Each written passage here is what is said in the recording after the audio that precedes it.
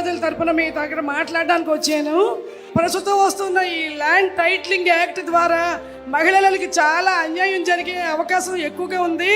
ఎందుకంటే ఆస్తి హక్కు మాకున్న మేము అత్తవారి ఇళ్లలో ఉండడం వల్ల ఈ ఆస్తులు కాబట్టి ఈ ల్యాండ్ టైటిలింగ్ యాక్ట్ వల్ల మహిళలకు జరిగే అన్యాయం ఏమిటి, ఈ యాక్ట్ వల్ల వచ్చే కష్ట నష్టాలు ఏమిటంటే ప్రతి మహిళ తెలుసుకోవాల్సిన అవసరం ఉంది. అలాగే ఈ చట్టాన్ని వెంటనే రద్దుపరచాల్సిన అవసరం కూడా చాలా ఉంది. కాబట్టి తమరు మీటింగుల్లో ఈ చట్టం కోసం మహిళలకు అవేర్నెస్ కల్పించి మీరు రాగానే ఈ చట్టాన్ని అబాలిష్ చేయవలసిందిగా ఈ సభామూర్ఖంగా మీకు కోరుకుంటున్నాను. ఇక్కడ లేడీ అడ్వకేట్స్ వచ్చారు. ఏపీ టైటిలింగ్ యాక్ట్ అంటే కొత్త చట్టాన్ని ఒకటి తీసుకొస్తున్నారు. అందుకే నేను ఒకటే హామీ ఇస్తున్నా, మీరందరూ చర్చించండి.